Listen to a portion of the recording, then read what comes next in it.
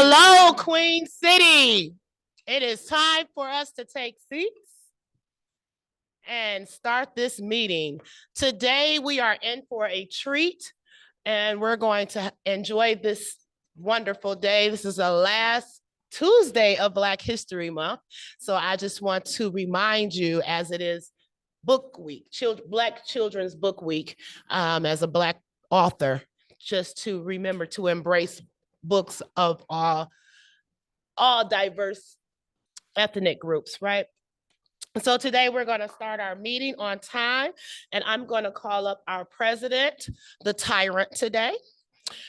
We're going to call him, no, he's my friend, but the best beard on earth. That's what Colin always says. So we're going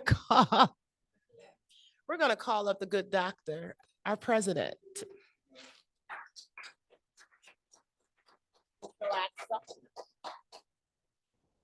Thank you, Madam Sergeant at Arms, for stepping into that role today. We really appreciate it. Good evening, everybody. If you've never been to a Toastmasters meeting, please raise your hand. Okay, fantastic. We are delighted to have you here with us tonight. You're going to get to experience what a typical meeting looks like, something that we do every week. And we always kick the meeting off the same way. We actually give our guests a chance to introduce themselves to our group. So in order to do that, I'm going to call upon our VP of Membership. Please give him a rousing, sustaining round of applause, Mr. Colin Stifler. A little more rousing. I know, tough crowd, that's right. Who's ready to have a good time tonight?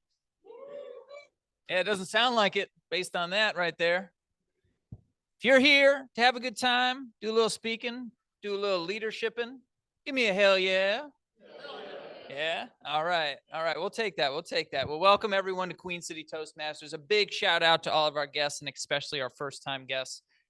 It takes some guts to walk into this place for the first time. So I applaud you for doing that. We are Queen City Toastmasters, the Charlotte region's oldest leadership and communication lab.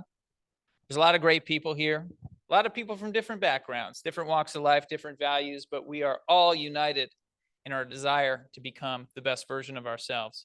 So we're going to kick things off by hearing from our guests. As President Eric said, I'm going to come around this way and we'll work our way around. I want to know three things from our guests. Number one, I want to know your name. Number two, where you're from, because no one's originally from Charlotte, right? Now, there's some people who are. And three, what brought you out? So get those locked and loaded. We're going to start over here with Brad.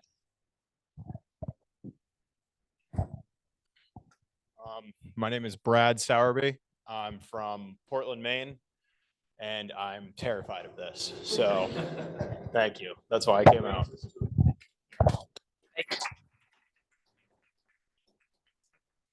Just a quick FYI for everyone, this microphone, if you can't already tell, it isn't transmitting sound through the speakers. It's actually so that the folks who are joining us online can hear us. And then also a great benefit of this club being a hybrid club as well as we record all of these meetings. So afterwards, you can go back and you can watch yourself. It's a really powerful tool for self-improvement. I really enjoy it after I give a speech, going back and watching myself. So please do be mindful of speaking into the microphone, even though it appears not to be working. Hello, everyone. My name is Maurice McCormick. I'm originally from, I'll just say Columbia, South Carolina, because I'm from a little rural part of South Carolina, but you've probably never even heard of it. So I'll test you. Maybe Denmark, South Carolina? There you go. Heard of it? There you go. Only one person, and it's off the grid, right? Right. And what brings me here is just for networking opportunity, and at the same time, I kind of work in the area. So I'm here. Thank you.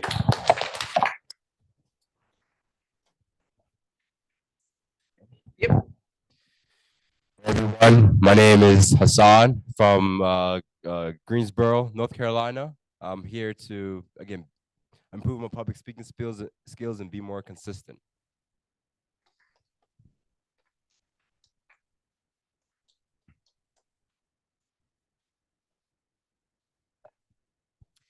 Hi, my name is Shannon. I am originally from Colorado, and I've been in Charlotte for about 10 years. I am here, taking on more of a leadership role in my workplace. And so just trying to get better at getting up in front of a crowd, both on an impromptu standpoint and a kind of prepared speech standpoint, and to meet some new faces. So.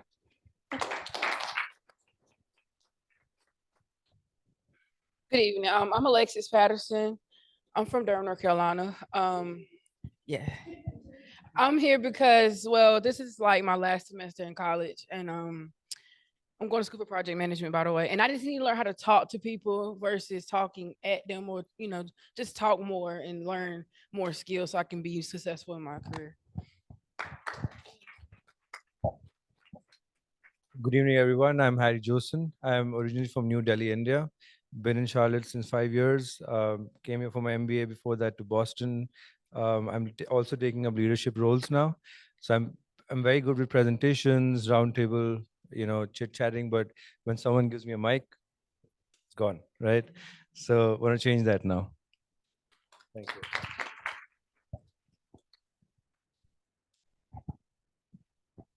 Good evening, everybody.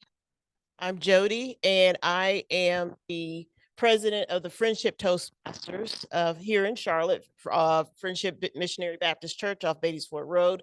And I am here to learn what other Toastmaster clubs do so we can better improve our club as well. And I am not originally from Charlotte. My dad was in the military, but both my parents are from Charlotte. And their parents are from Charlotte, and their parents are from Charlotte. So we can trace our lineage back to the Hezekiah Alexander plantation in East Charlotte off Shamrock Drive. So thank you.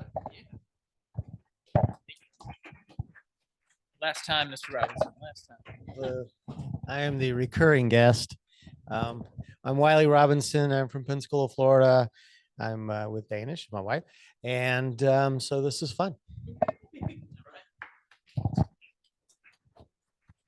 Thank you very much. We had one guest join us after I gave the instructions. Sorry to ambush you, but we want to know 3 things: name, where you're from, and what brought you out. Hello, everyone. My name is Nick Scott. I am originally from Pennsylvania. The reason I'm here today is I'm actually here because I'm in one of my courses at UNC Charlotte. I'm required to come to a Toastmasters event with a purpose of just getting exposed to the world of Toastmasters. So thank you for having me. Then do we have a guest online? Is that our Yasmin or is that a new Yasmin? Oh, it's our Yasmin? This is a new Yasmin. New Yasmin, okay. Yeah. Yasmin, did you hear my instructions earlier about guests introducing themselves, or would you like me to repeat those? Can you repeat that again for me, please? Yeah, sure. So what we'd like to know is your name, where you're from, and then what drew you to trying out our club. Okay. My name is Yasmin Harris. I am originally from Pembroke, North Carolina. I moved to Charlotte in 2017. I am here to improve my public speaking. I feel that, it is a fear of mine, and owning the stage is very important, as leadership is important to me. I'm also working towards project management, and communication is very important. So I'm here to enhance that, and I've heard really great things about Toastmasters, and it's a great thing to know that there's a club and this is a free resource. So I look forward to the journey. Awesome. Awesome. Thank you very much. Thank you for being here. Let's give a warm Queen City welcome to all of our guests. It's always great to see so many faces come out, learn more about what Toastmasters is all about, learn more about what Queen City Toastmasters is all about. So thank you for being here. This is a judgment-free zone. So do not fear. No one here is here to judge you. We have all been there. Every single one of us. There will be an opportunity for our guests to participate in one part of the meeting tonight. We'll signal when that is. So if you're so inclined, feel free to raise your hand. If not, just soak it all in, see what it's all about, and we'll be around to answer questions afterwards. Enjoy the meeting.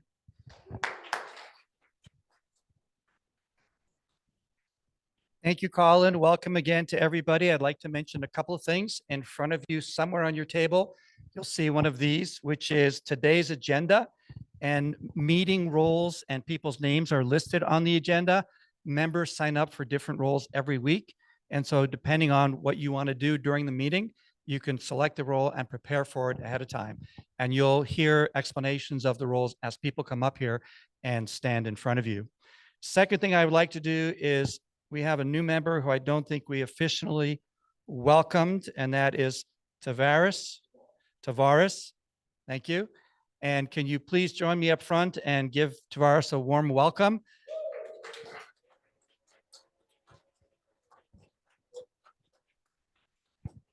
We present our new members with these priceless ribbons. And I'm sure by the time you're done with us in many years, you will have a big collection of those ribbons. So thank you for joining our group. We're delighted to have you. One of the central themes of each of our meetings is a member signs up to lead the meeting. They're called the Toastmaster of the day or Toastmaster of the night. They pick a theme and they share part of their theme with us throughout the meeting. And today's Toastmaster has been with us for several months. She's already done an outstanding job. She has been with another club in our community as well. Her theme today is consistent to some of the places people said that they came from during the introduction, and it is titled Sweeping Through the South, Exploring Historic Cities. The warm welcome before was so please let's give a hot welcome to tonight's Toastmaster, Allison.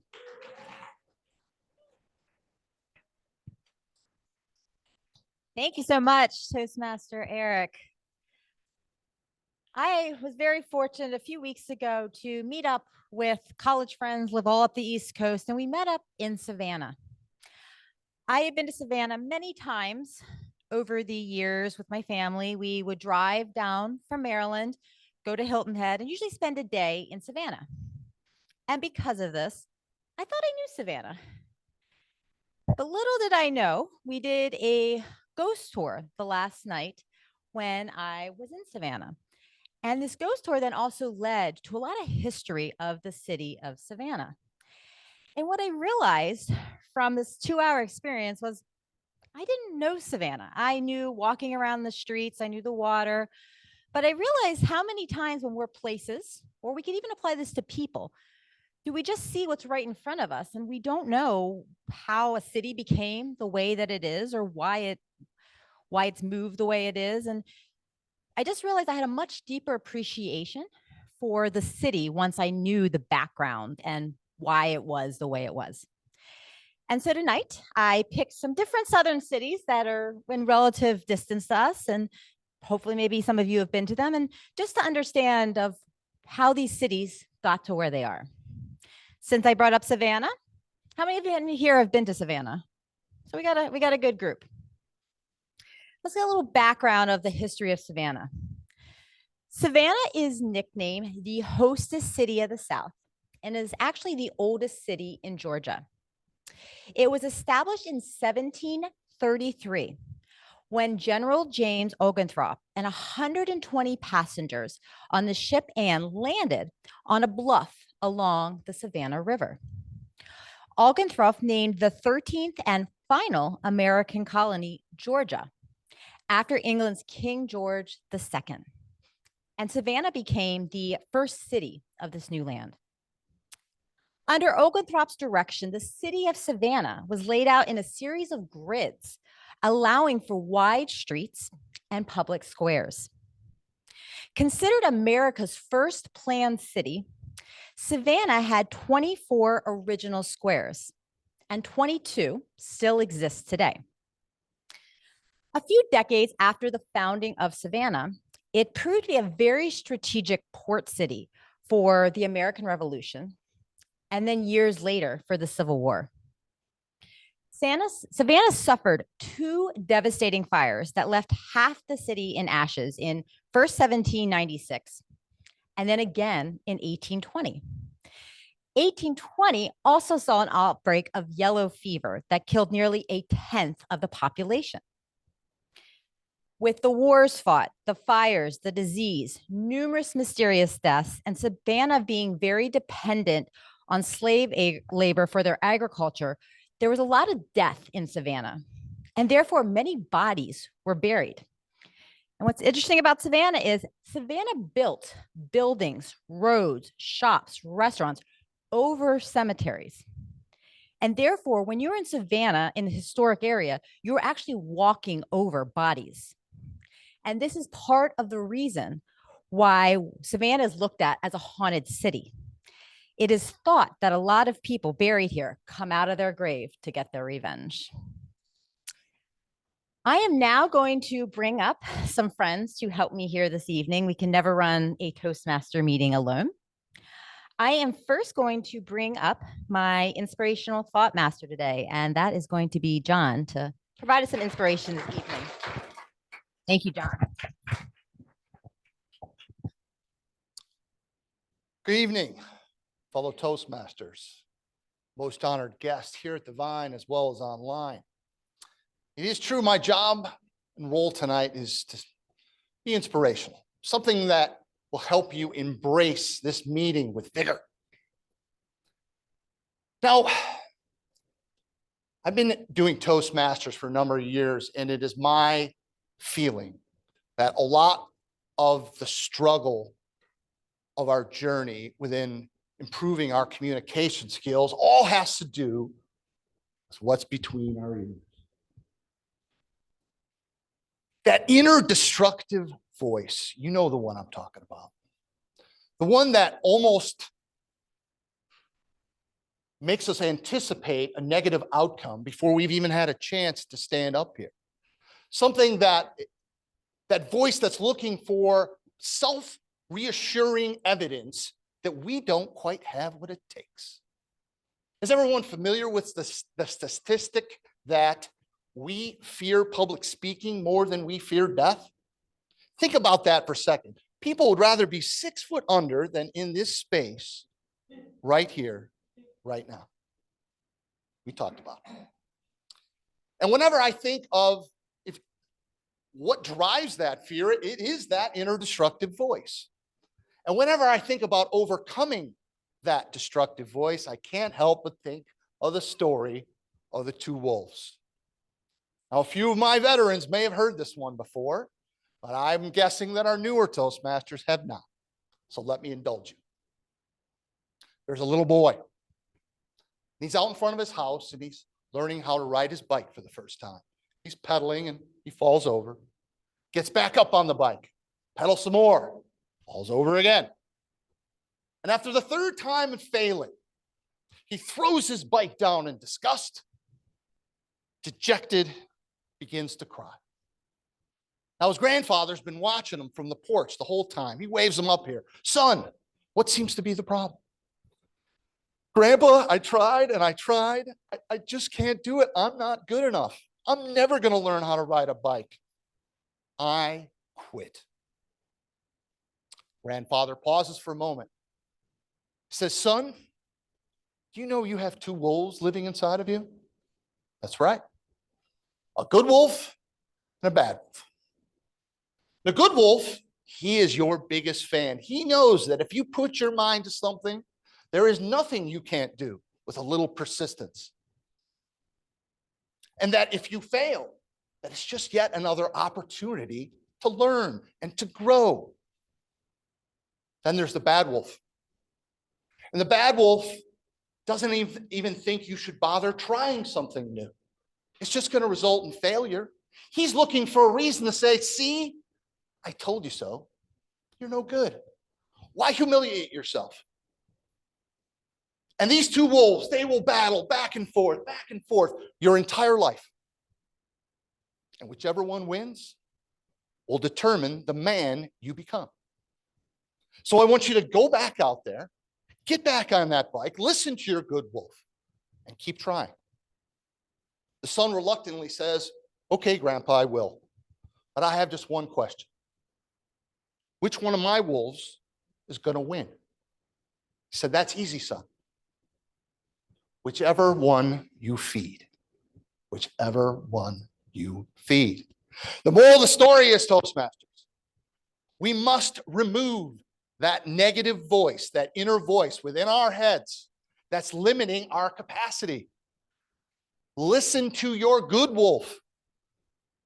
Come to Toastmasters and leverage the positive reinforcement you get here. Get in your reps.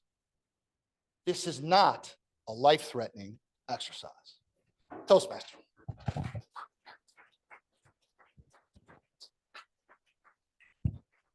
Thank you so much, Sean. I'm now going to bring up our grammarian this evening, which is Tom.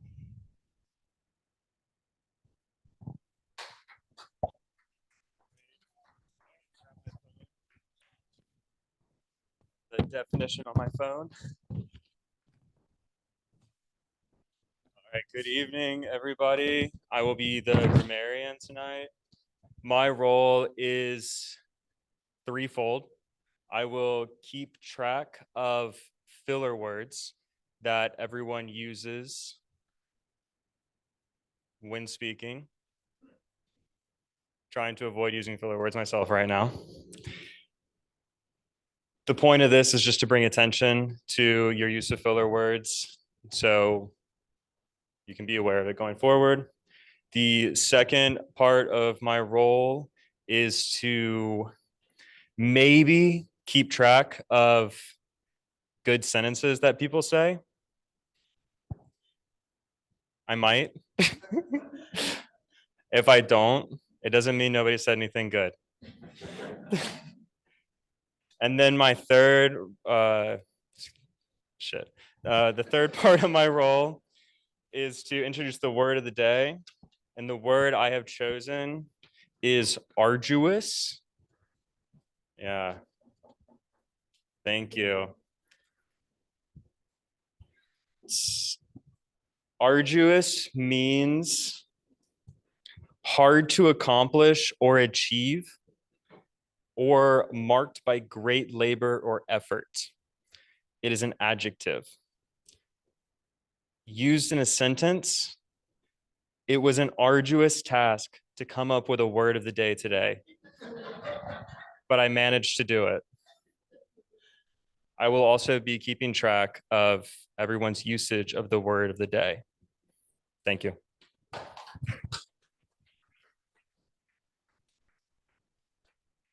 Thank you, Tom. We are now going to bring up our timer, Brian.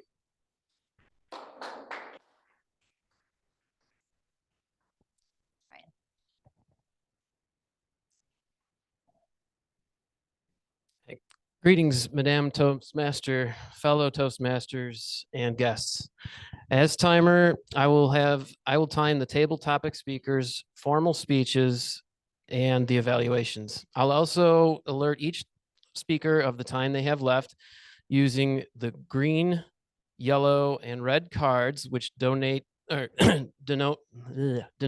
specific times remaining, an arduous task, obviously. Those giving speeches should limit their remarks to the specific speech times. Icebreaker speeches should be 4 to 6 minutes in length. At 4 minutes, I'll raise the green card. At 5 minutes, the yellow, and at 6 minutes, the red. For table topics, speakers should limit their remarks to no more than 2 minutes. At 1 minute, I'll raise the green card. At 1.5 minutes, the yellow. And at 2 minutes, I will raise the red card. And lastly, the individual evaluation should be between 2 to 3 minutes. And at 2 minutes, I will raise the green card. At 2.5 minutes, I will raise the yellow card. And at 3 minutes, the red card. Thank you, Madame Toastmaster.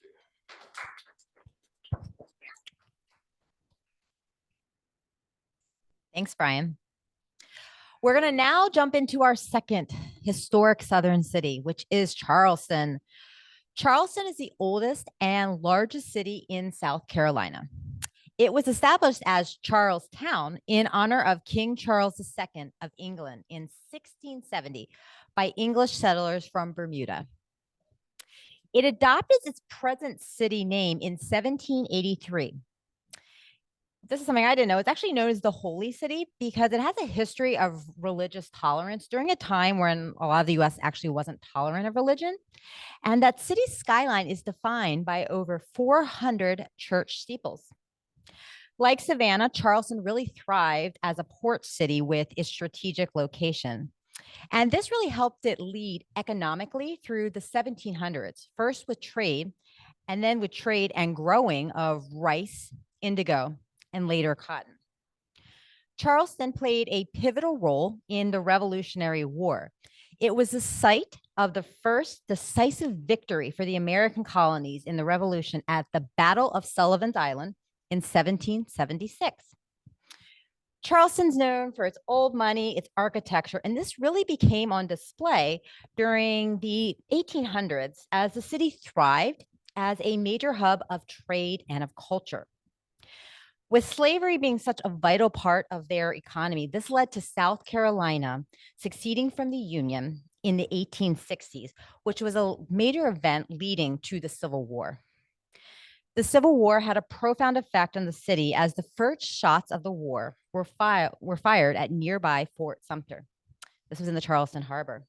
The city endured significant destruction from the war and then faced the challenges of reconstruction in the aftermath, including social, economic, and political upheaval. In recent decades, Charleston has undergone a process of really trying to revitalize, focusing on the preservation of their historic architecture and cultural heritage. I am now going to bring up our speech for today, our prepared speech. Very excited to hear from Ruben, who is doing his icebreaker speech today. Let's give our hands a round of applause for Ruben.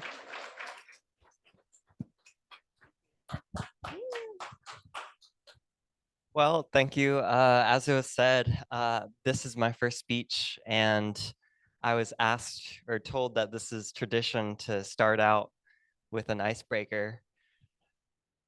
So without further ado, it is my duty, my honor, and my privilege for y'all to hear about me for the next 6 minutes.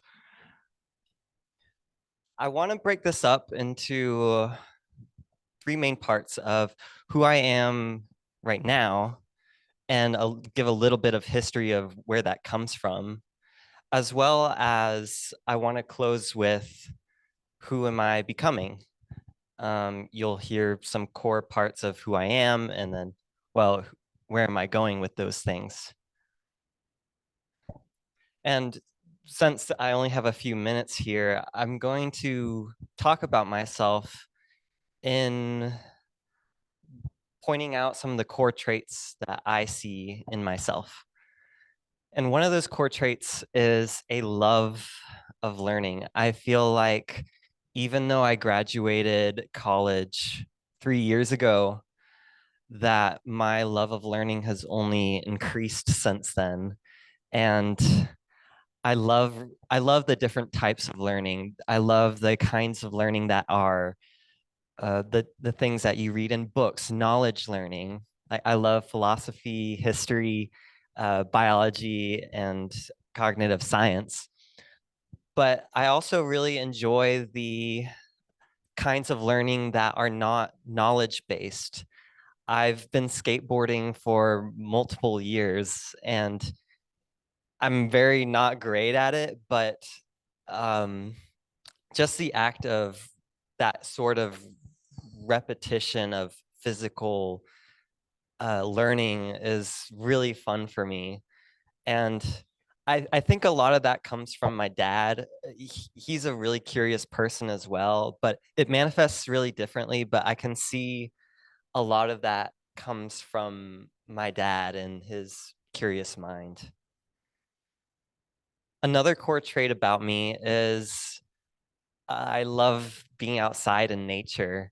I love doing outdoor adventures for canoeing or backpacking or caving. And that definitely comes from a historical background. One being my grandma. She is an avid gardener and lover of outside as well. And I get part of that from me. Another really big part is that I was in Boy Scouts for 8 years, and all those adventures and times outside really changed the type of person that I am nowadays. And I believe that's a big factor of why I love nature so much right now. I just love being outside. Lastly is my own perception of pursuit of self-excellence. I try to be an excellent person in the different aspects of life, whether that be in my personal life or my relationships with other people, or at a bigger picture of being an excellent person of the community. I don't know where this comes from, to be honest, but I'm really thankful that it's there, and it's such a prevalent part of my mind that I try to be I chase after it. And those are 3 different traits. It's love of learning, love of nature, and pursuit of self-excellence. And that's kind of who I am right now. I think those core traits by themselves are going to take me a really long way. I don't know where exactly, but I think it will. And I just want to talk a tiny bit about where I think I'm going right now. Where I think I'm going right now is I'm really trying to become a better speaker and communicator specifically, because communication for me is just such an important piece of my job and personal life and maintaining friendships and relationships. I was in a 1.5 year relationship with someone before it failed. And I believe a big part of that was that I wasn't mature enough in communication. I wasn't confident or secure or knowing enough of when to communicate, or even if I knew that I had to, of how to say what I needed to say. And it used to be an excuse that it was all in my head and no one understood me, but I don't believe that anymore. I think it's just a matter of improving my communication skills. So I want to just close out with a quote I know to kind of summarize the type of person I'm trying to become. It's from a Roman playwright from blank century AD in the Roman Empire. And it just goes like this. He says, "I am human, and there's nothing alien, or there's nothing human that is alien to me." And I want to be that person. I want to be a person where all of my humanity is something that's not alien to me.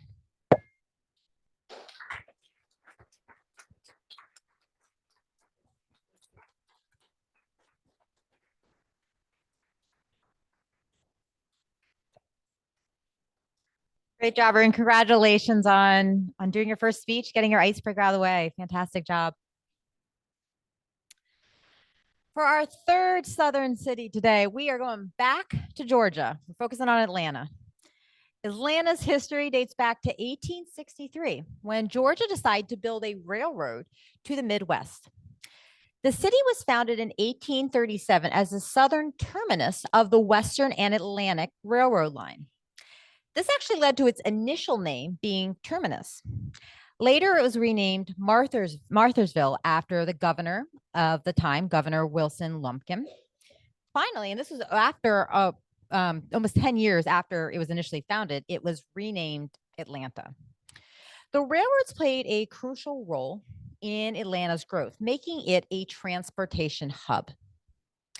During the American Civil War, Atlanta gained prominence as a strategic hub for the Confederacy. It was a key target for the Union due to its railroads and manufacturing capabilities. The city suffered greatly during the war, and after the war, Atlanta went through a period of reconstruction and rebuilding. Atlanta, though, emerged from the Civil War as a prominent city in the New South. It experienced rapid growth fueled by industries like cotton, textiles, and later manufacturing. The city became a symbol of the South's transition from agriculture to industrialization. Atlanta also played a central role in the civil rights movement, with notable figures like Martin Luther King Jr. being born there. The city became known as the cradle of the civil rights movement. In the latter half of the 20th century, Atlanta continued to grow and modernize. It became a major center for commerce, with the headquarters of many multinational corporations being located there. And it really upped its international profile when the 1996 Summer Olympics were held there.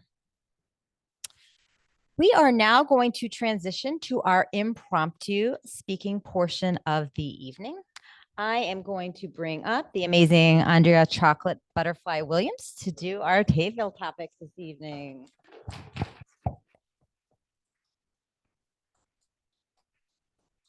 Thank you, Toastmaster Allison. Thank you for teaching us some things I didn't know, for real. So today we're going to go into our impromptu. It's everybody's time to, and we have enough time today for a lot of people to just have fun today, right? So today you have the opportunity. I don't know how many have been at work and you've had to use a word, a term, or something. It was I can't say arduous. See, it was hard for me to say that word. Okay, because I couldn't remember it. But you had to remember how to, to pull this in, because your boss is like, hey, last minute, get this in here. So this is what this time is, just to practice. A lot of you came in and said you want to improve your communication skills. So this is your chance and your opportunity. You don't have to be a member. You can be a visitor. You can be a fly on the wall if you can talk, but you can speak right now. So with that being said, who is my first person who wants to enjoy? Of course, it's Jackie. Jackie loves table topics. Just know that. I don't know why she didn't do the contest. I still don't understand, but it is what it is. All right. So I have 7 questions here. Okay. 7? Okay. How has the practice of actively listening to others enriched your learning experiences, especially when encountering diverse viewpoints or opinions? Wow. That is a big and loaded question, but a good question. Right now, I am in a management level position and I love it. I manage a department of 3 people and I work with a lot of E-team executives. And how I got to my position today is by truly listening. I think listening is very valuable in the workforce. I think it helps you really get an understanding of some type of problem. And it also helps you navigate certain situations, right? So if you don't know an answer to a problem, which happens a lot, start asking questions and it'll help you get to the solution. If you're not fully understanding what someone's saying, just start asking questions. Again, it'll help you get to the solution. And overall, like I said, I usually start with listening when talking to anyone. And in a lot of certain scenarios at work. And it's gotten me to a great place where I'm very happy. And I definitely recommend listening in a lot of scenarios, discarding work. And I think this world would be a lot better if some of us did that. Not pointing fingers, but thank you for listening to me. Thank you, Toastmaster Jackie. And I was just thinking about listening. I use that a lot when I'm at work because I'm a risk analyst or BCM, whatever they want to call it today. But I have to listen to what they're saying so that I can interpret it correctly. Also, when you're going in, so if you think that Toastmasters doesn't teach you anything, it does teach you a lot, because think about your last interview and they asked you a question. What's the first question they asked you? Tell me a little bit about yourself. Why are they asking you about that? Why are they asking you that? So they know their next question. So remember that whatever we learned this in pageantry, right? So anything that you don't want to talk about, don't bring it up when you tell them about yourself. Because if you notice, they ask you about that one thing, you're like, I hope they don't ask me about that. But I feel like I need to tell them, don't tell them. If you don't tell an interviewer something, they most likely won't ask. Just from my experience of being the interviewer and the interviewee. So who is my next person who wants to have us listen? Come right on up. All right. So 1 through 6. Go with Number 3. Let's see, what did I come up with? How do you approach networking and making meaningful connections with people when exploring new places or attending events in unfamiliar settings? Great question. So I'll repeat the question for the people online. Question is, how do I approach networking opportunities and when I go to events and places that I'm unfamiliar with? So I guess I'll give you a bit of background first. I graduated college about 14 months ago in December of 2022. I graduated from Mercyhurst University, which is a small school in Erie, Pennsylvania. And well, I decided to move to Charlotte, North Carolina, where I knew exactly one person. And that person was still at school, so I didn't really have them to lean on. So very quickly, I had to make new friends. And I decided, what's a good way to make new friends? Well, I decided to leverage my existing skills, my existing hobbies, like soccer, working out, going out, and decided to kind of join these associations. And I felt that the best way to kind of network with new people is to join associations that you already have almost like a small connection with. That way it's easier to talk about things. I find very commonly that whenever I speak with people that have played soccer at a high level, it's easier to connect. It's almost like, hey, I know what you've been through. I've been through the same thing. And that way we're able to establish a connection. And now at work, I'm very young in the workforce, still 23 years old. So I feel sometimes out of place when I go to these big networking events. So a big question that I feel that I have to ask myself is, how do I start conversations? And again, brings me back to my interests, my hobbies, and what I like doing. Often try and notice small things. So I think we touched on active listening. There's also, I think, a portion of active, right now, active listening, but also noticing small things about people and bringing it up in conversation. So I would tell you a small story, but out of time. So I'll pass the mic back to Andrea.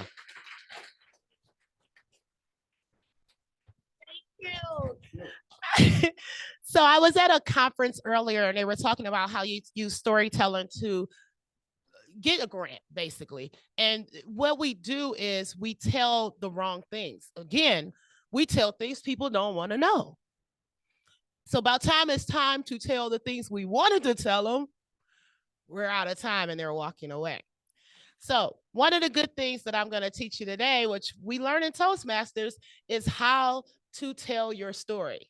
Tell your story first. So I will tell you, hi, I'm Andrea, the chocolate butterfly. Now they're looking at me like I'm crazy because you guys know here that I'm a children's book author. They don't know that. So now they're looking at me like, well, what is the chocolate butterfly? Yes, I write children's books. See how I got that in right away? I got in what I wanted them to know, not what they want to know first. So you have to be able to strategically, without being overbearing, without being arrogant, I guess you want to say, or self-serving, but let people know who you are. So who's my next person who wants to let us know who you are today?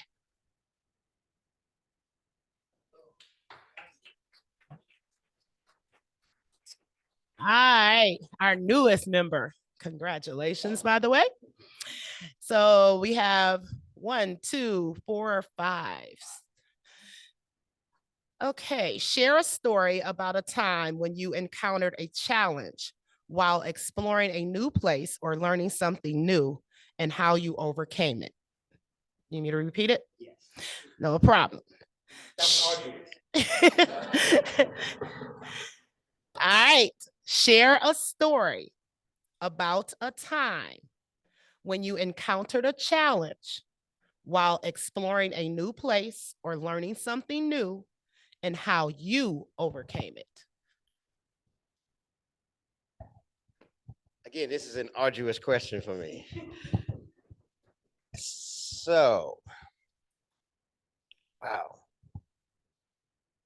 I guess I'll tell a roof story then. So, in my profession, in the sales industry where I'm an insurance claim specialist, right? So what I do is I'm what they used to call storm chasers. So I find a storm and I kind of look for it, and then I get to the homeowner's home. Well, there's a particular home that I went to in Morrisville, North Carolina here, and I wanted to get on top of the roof. But there was actually no place for me to actually put the ladder up to actually get on because I had what is called a little giant. And a little giant ladder is a ladder that folds up like this, but it only goes 22 feet. Unfortunately, the ladder that went only 22 feet, I need to be up 30 feet. So I said, well, what do I do? What do I do? What do I do? Well, I found a little spot on the front porch where I can barely get my ladder up. It was in between like an eave and the front of the house. I got up there and I walked up there with these shoes. They're called cougar paws because they basically will attach to the roof as I'm up there. I'm kind of like Spider-Man almost. So as I'm up there, I'm noticing that the spot is very, very tight. Now I'm 47, which means that I got a little more time behind me than I got in front of me. So if I fall off this ladder for whatever reason, it's going to hurt, number one. But number two is I've got to get up here because I've got to assess this roof. Person said they have damage. They have different things that's going on with the roof. It's my job to get up there and assess it. And so I put the ladder up against a sticker briar tree. And I got up there, and as the pins and the thorns were hitting me, I got up there and I was able to assess the roof. So in that time, I used my diligence, my wit, and everything else. Thank you. That's my time. That's all I got.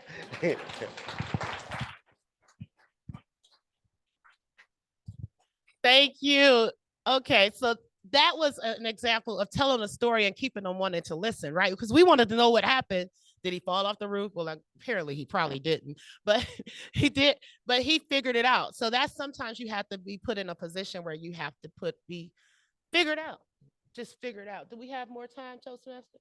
Okay, so who is my next person? Come on, right.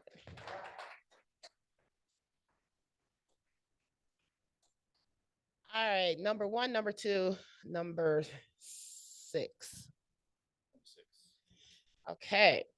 Can you share an experience where I don't want to use that one. Can you tell me about a time where in your mind it was going to be a disaster, but in reality, everything was just fine?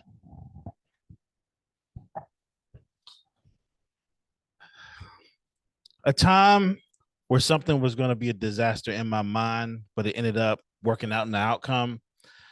When I was at college at North Carolina A&T, I was taking my most difficult mathematics course when I was majoring in civil engineering. It was called differential equations. And it was a pretty decent sized class. And his name was Dr. Bora. I believe he's from India. Very intelligent, very smart man. Knew his differential equations. But, you know, being young back then, I'm 43 now, so I was probably just turned 20.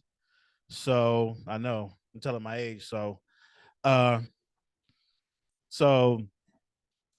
was a day class, and like I said, it wasn't a very big class, but I remember this particular exam because I failed the first one. I think I probably got a 40 or something on the exam in so-called study, but it was the second exam.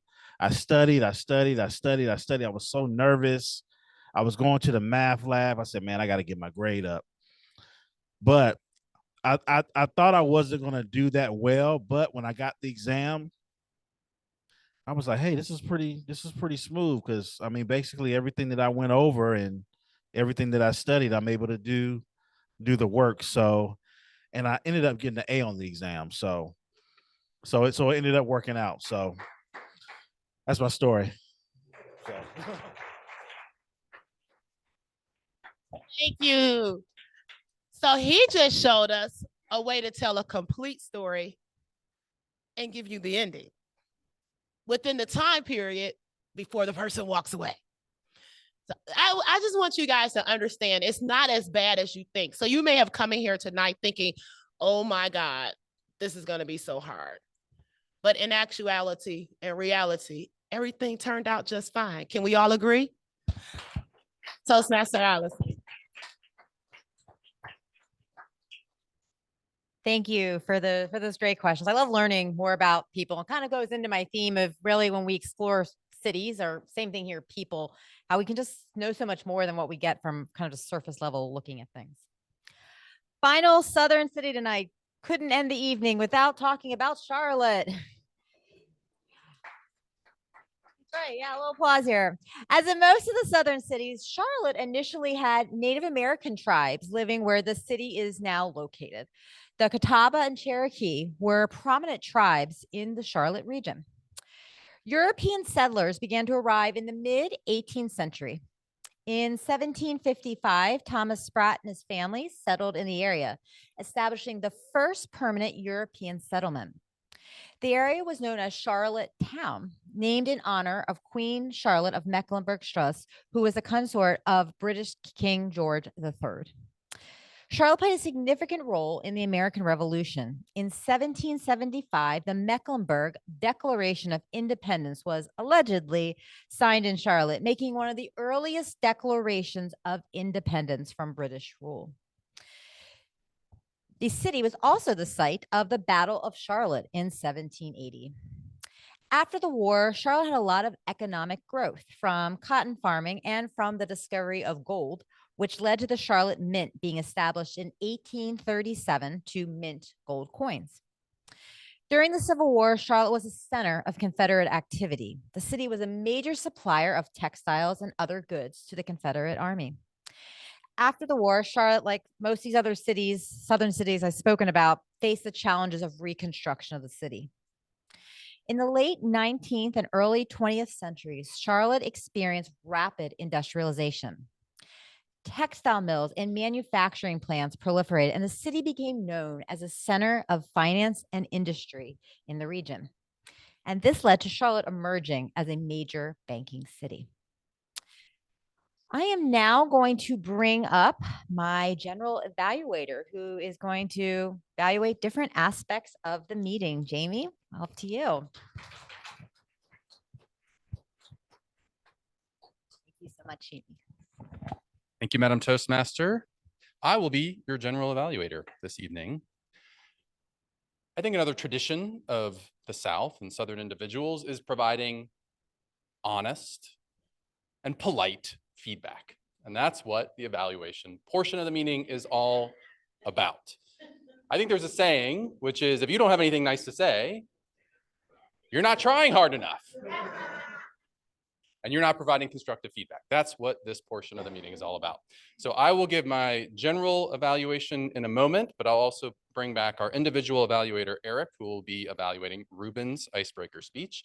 And then I'll also invite back our timer and our grammarian for their reports as well. So please join me in welcoming Toastmaster Eric. Thank you, Toastmaster Jamie. Good evening, fellow Toastmasters and guests once again. For those of you who are not aware, an icebreaker is the first opportunity that one of our members has to give a formal speech to the club. And today was Ruben's icebreaker. Ruben, I'm going to go over what you did well and then talk about a couple of things that you could work on. And let me start with 3 simple words. Wow, wow, wow. What a fantastic start. First of all, you came up here with a warm smile and a wonderful demeanor. And from the first few words that came out of your mouth, I was already interested in what you had to say, mostly because of how you were saying it. You spoke with clarity. You had excellent pacing. You made eye contact with the audience, and you scanned the entire room when you were speaking.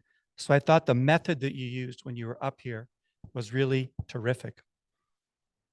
I thought you had excellent content.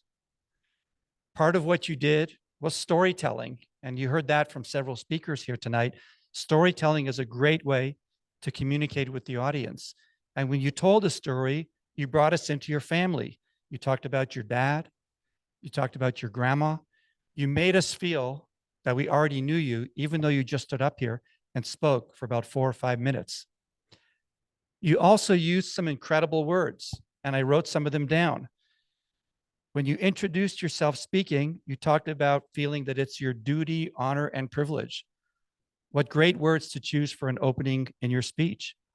You talked about your love for learning, your pursuit of self-excellence, and you gave examples of things in your life that you worked hard at, including skateboarding, and you were very humble, saying, I'm very not great at it. And I love the way you actually turned the order of those words in the sentence around just a little bit to give us another bite of humor in your speech, which I thought was excellent.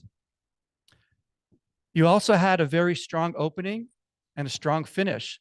And I love when speakers start their speech by letting us know what they're going to start with and where they're going to begin, and then where they're going to take us, and then where they're going to end with their speech.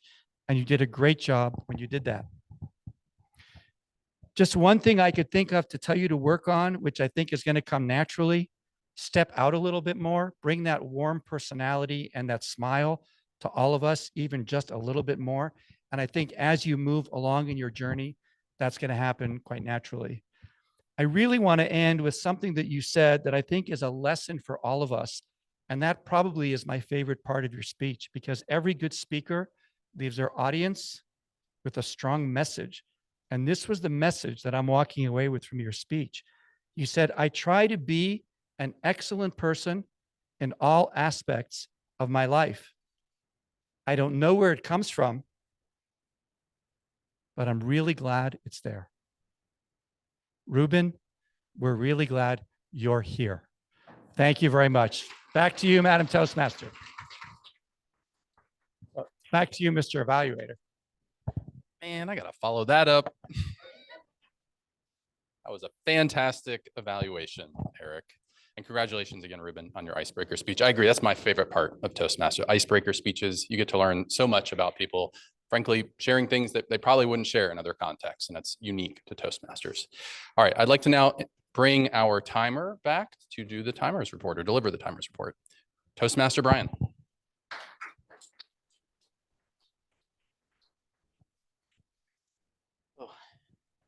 Well, everybody got in within the time limits today. We had Ruben at 6 minutes and 14 seconds. For the table topics, we had Jackie at 1 minute and 47 seconds.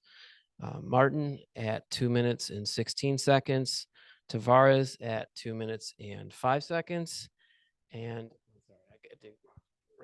I got you at 1 minute and 39 seconds. Lastly, for the evaluation, we had Eric at 3 minutes and 18 seconds. Back to you. Thank you, Toastmaster Brian. All right, my evaluation. I'm going to hit some things that I thought we did a fantastic job of in our meeting tonight, as well as just a couple of things that we might want to think about next time in terms of facilitating our meeting. In terms of things that we did well, started on time, and I want to make a big thank you or express a big thank you to Eric for filling in admirably for Toastmaster David in terms of getting all of our facilities set up, all of our equipment, all of our tables. So if everyone can give Eric a warm welcome. Requires really getting here a lot earlier to be able to set everything up. In terms of our general facilitation, and thank you to Toastmaster, why am I drawing a blank? Allison.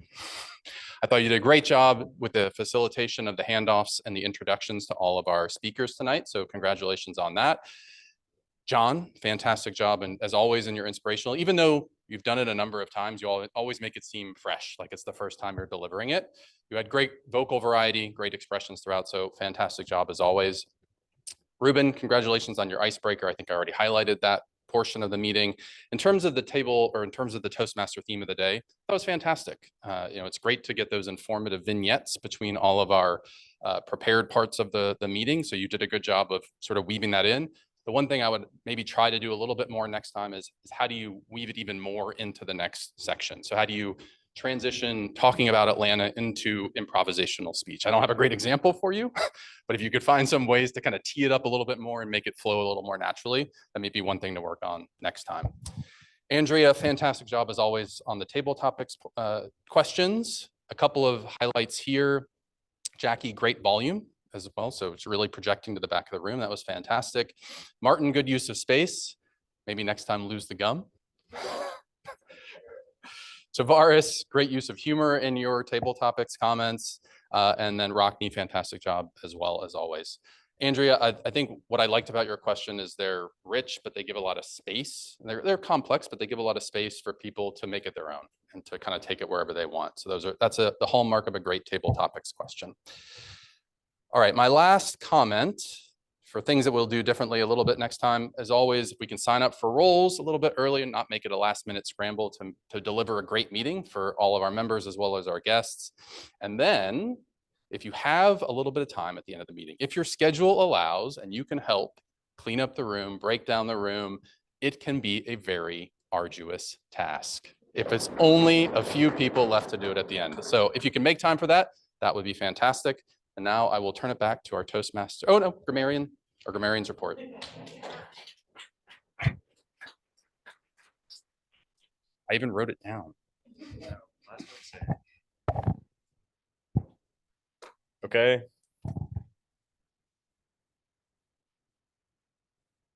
Starting with the word of the day, we had 1, 2, 3, 4 uses, actually 5 uses because Tavares said it twice, but he only gets 1 point. So 4 uses, thanks to Jamie. As far as filler words go, Brian, you had some uhs and ands. Allison, I caught 1 and. Ruben, you had some uhs, ands, and a so, but good job. Andrea got 1 so. Jackie, some ands. Martin, you were good. Tavares, couple so's, couple ands. Rockney, some so's and some ums. Jamie, I got you on 3 uhs. And and Eric, I got you on 1 and. I actually want to talk about the word and because it was like the worst filler word we had tonight. This is something that I'm still working on myself, but I think it's one of the most difficult ones to kick. I find myself doing this. I think everyone tends to just string thoughts together using the word and, but it's a tough one because you actually have legitimate uses for the word and in your sentences. So where do you draw the line on like where it's a filler word? I think that you can draw the line at considering whether you could put a full stop period between the 2 thoughts that you're stringing together. Then for good sentences, I wrote down 3. I enjoyed the quote that Ruben included at the end of his speech, which was, "I am human, but there is nothing human that is alien to me." He also said that he likes to go caving, which sounds kind of scary. Then Jackie said, "I definitely recommend listening, and I think that the world would be a better place if everyone did that." Then Tavares said, "I'm kind of like Spider-Man." Thank you.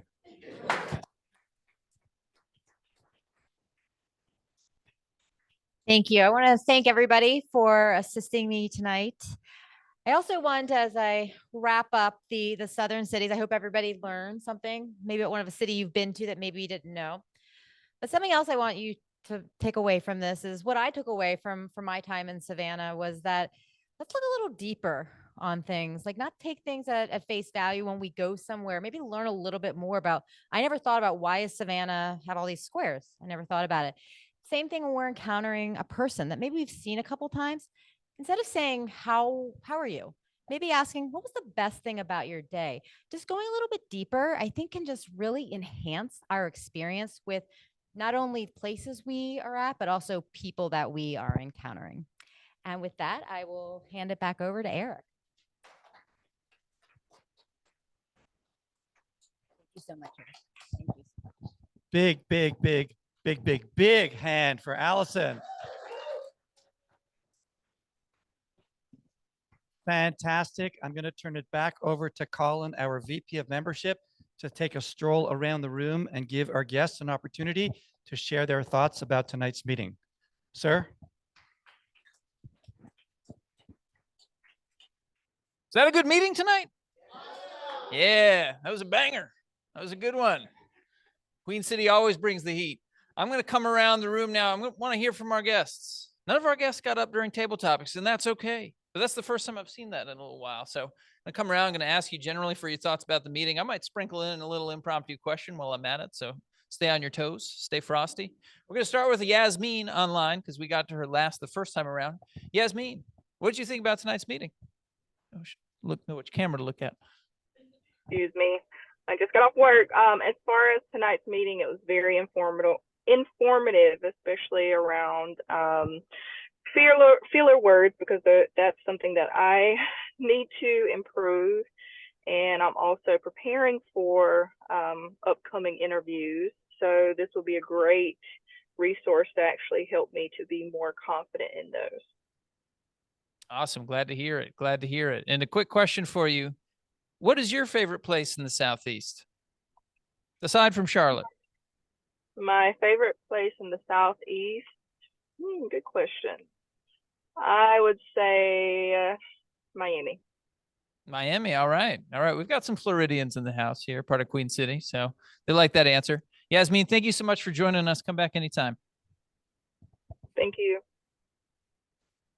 All right. Mr. Robinson. Tina's, we got the lovebirds in the house tonight. What is the most romantic Southeastern destination? I would say New Orleans. Yeah, so we went there. I lived there for 12 years, worked there during the most dangerous part of New Orleans history of danger. And I think when I started going to the hospitals there, it was 500 murders a year. And I got to see some interesting gunshot wounds and some tragedy. But wow, it's just a gorgeous city. It's beautiful. It is romantic. There's a whole, the cultures there are just amazing. And the food is amazing. And I enjoyed living there for as long as I did. So I would say New Orleans. All right. Thank you very much. All right. First and foremost, what do you think about tonight's meeting? I really enjoyed tonight's meeting. I appreciate how the Toastmaster weaved the theme throughout the meeting. So I really appreciated that. And I learned quite a bit about, I've been to Savannah and Atlanta and Charleston, but it was nice to just have that information reinforced about those cities. So I thank you. But also with our table topics mistress, I was amazed at the job she did with table topics because the questions were really interesting. Though they focused on leadership, and that's what Toastmasters really pushes. I like how you delivered the questions to your club members and guests, but also you didn't you had them to select which number question they wanted to answer. So I really appreciated that. And I think our speaker for tonight, our icebreaker, great job. You really did do a good job, but also those who were answering table topics did an amazing job as well. So thank you. Thank you very much. And just a quick question for you. Obviously in the Southeast, pretty varied geography. We've got the mountains, we've got the coast, we've got the flatland in between. Which one suits your fancy? Well, I mean, I grew up here in Charlotte, but I also lived in Virginia. So I lived in the Blacksburg, Virginia area. So when I moved back to Charlotte, I really miss snow. So I can say the mountains. States like Florida and South Carolina are a little too hot for me. So I would never even think about moving there. They're just too hot. So I really do miss the mountains. All right, Harry, what did you think about tonight's meeting? First time out. Oh, I think it was brilliant. Eric emailed me saying that the meeting will be 6:30 till 7:15, and I was just wondering how is that possible. But it was really well structured, a lot to learn, a lot to take back home, and I was just thinking, when can I go there and talk like all of you guys? So it was amazing.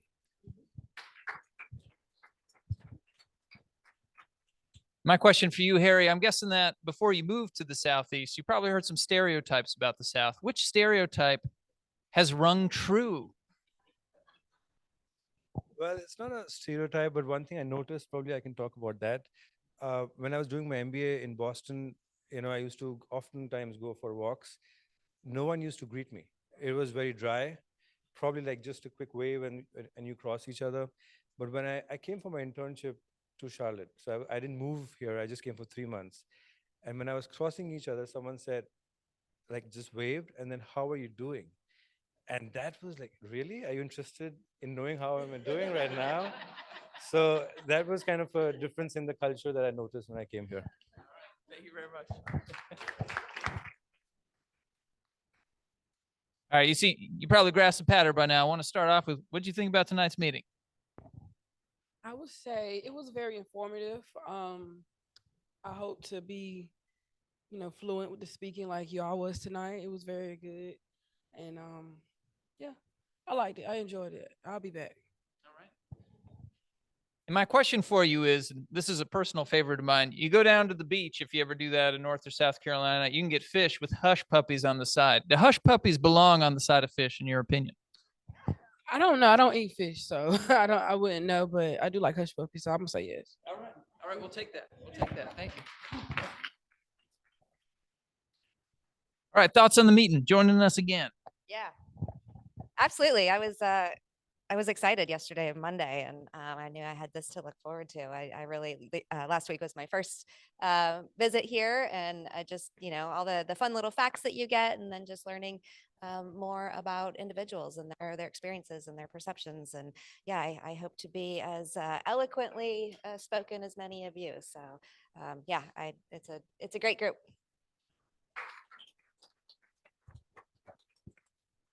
Sweet tea or unsweet tea? Oh, half and half. Half and half. Wow, really threading the needle there. Really threading the needle. All right. All right. Yeah, all right. So you've won yourself no fans, but you've offended no one. So very good. Very good. All right, Hassan, back with us again. What were your thoughts about tonight? As usual, I liked it. My favorite parts is definitely the feedback. Just sitting here and just listening to the feedback is something I can use to improve upon when I come up.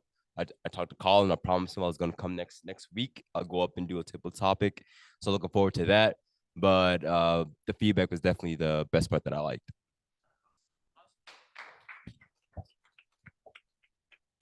And that's on, when you look across this sea of handsome Southern gentlemen, which one is most handsome?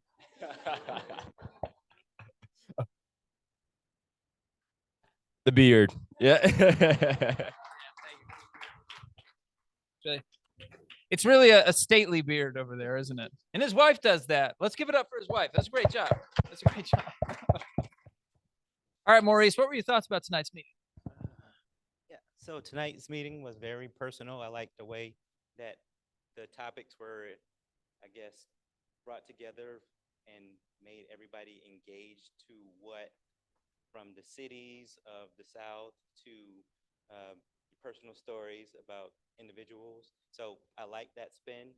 It brought more attention and awareness to the topics at hand. So I really love that aspect of it. That's my spin on it. As a native South Carolinian, North Carolina versus South Carolina, go. North Carolina. we get that on the record? It's official on the record. All right. Watch your back when you go south of the border. They're not going to like that. Not going to like that. What'd you think about tonight's meeting, Brad? I thought the icebreaker speech was absolutely inspiring, right? I think that's something to, get people going into this organization and to build their confidence and to really have something that you guys do for that to happen is awesome. And I really liked it. So, All right. And you said you were a Mainer at the beginning of the meeting, so possibly the furthest eastern state from the South. Some call the biscuit the bagel of the South. Are you a biscuit man or a bagel man? I gotta be honest, I hate you guys' bagel or biscuits so much. Bagels all the way. Like, you won't catch me eating biscuit. Yeah, you're not going to be welcome back at this club anymore. So, you know what? You can just strike your name from the record on the way out. But no, it's all good. I think we can overcome that, but you got to be on your best behavior. All right, Nick, take us home, man. What'd you think about tonight's meeting? Step over here so I can see everyone. But yeah, it being my first meeting, I thought it was really interesting. I didn't really know what to expect. However, I came in here with an open mind and was, ready to kind of take in on the information. I thought it was really well structured overall. I thought everyone who spoke today did an incredible job speaking. I really like how this Toastmasters provides people with an opportunity to grow in their speaking and allowed them to prepare them for whatever challenges or whatever opportunities they will face in their future. So, and one other thing, I thought it was incredibly bizarre and fascinating that for the one Toastmasters event I did go to, I happened to sit in a random seat, come to a random church, and I'm from Pennsylvania, so it's kind of crazy. But the person I sit next to went to a college that's in my hometown and incredibly knows one of my best friends because he played soccer with him. So I met Martin for the first time today, and I'm hoping we can create a good relationship from this because it's pretty bizarre circumstance. So yeah. Yeah. Awesome. Potential club spokesman when we start doing more ad buys and commercials and stuff like that. Jamie, we got to beef up the media budget in order to pull that off. But Nick, my question for you is obviously not from North Carolina, from Pennsylvania, as you said. If you had to live somewhere else in the South, if somebody kicked you out of Charlotte, not that anyone would do that in Charlotte, and you had to move somewhere else, where could you tolerate living in the South? Definitely one of the cities we talked about, Charleston. I've been there a few times and it's an absolutely beautiful spot. So that's definitely where I'd go. Awesome. Thank you very much. Did I miss anyone? Did I get everyone? Who you pointing at, Shannon? Oh, Marty. Oh, Marty's card carrying. He's licensed to kill. Yeah. All right. Well, thank you again to our guests. You can come back as much as you want. There's no obligation to join. You can keep attending just as you attended tonight. We would, of course, love to talk with you about the benefits of joining if and when you're ready. There's also over 24 clubs in the Charlotte area. If this is not a convenient time or day of the week or location based on where you live or where you work, look up some of the other ones. I'm not trying to push you away from our club because we truly are the best. We're the only one that provides snacks, by the way, to my knowledge.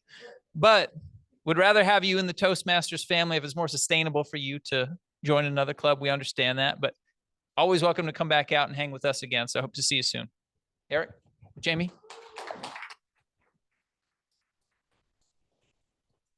30 seconds for our members. We are coming up on semi-annual dues. So March 15th is when I would love for everyone to try to submit your payment for the next 6-month cycle. It's going to be $80, just like it was for the last 6-month cycle. I'll send an email out tonight that will remind everybody and give all the details in terms of the payment information. Again, this is important because it helps us get the recognition as a club in the district in terms of presidents distinguish. And that is one of the criteria that's used, is if we can get our membership to pay on time, as well as maximize your time here and sign yourself up for another 6 months of this fantastic experience. Any questions, let me know. Otherwise, I'll turn it over to Eric to close us out. Thank you. Thank you, Jamie. I want to mention just 2 things. One, for our guests, come back as many times as you want. If you feel interested in getting more information about joining our club, you can speak to Jamie, who's our treasurer, or you could speak to Colin, who's our VP of membership, or any of our other members. We'd love to have you guys. Just want to remind people that this is our 70th anniversary. We're having a celebration here as part of our regular meeting, Tuesday, April 16th. Hopefully you'll be members. If not, come back and see us as guests. And I want to thank Allison for reminding us. Now, all of you know when somebody says to you about today, what was your favorite part of the day? It was coming to this meeting. So thank you, everybody. And with that, we'll call tonight's meeting to a close, except for one more thing over here from Andrea.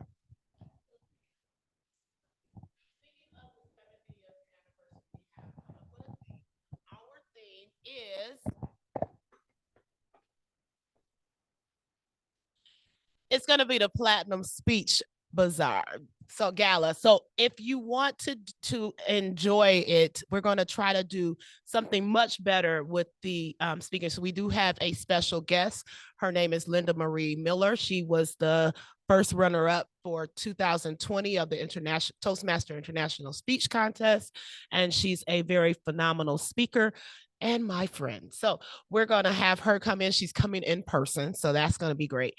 And so we are looking forward to having this. So if you want to help me out, because they given me the charge to try to make decorations and make this church look like a gala. So I need help. So we have 40 members. I need 40 members to help. And speaking of 40 members, we should never have to wait for a agenda to be completed again. We have 40 members, and that's the most members we've had in a very, in some years, from my understanding. So we should all be getting involved and enjoying Queen City.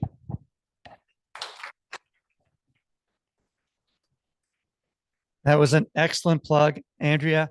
40 members and counting. And with that, I will officially call tonight's meeting to a close.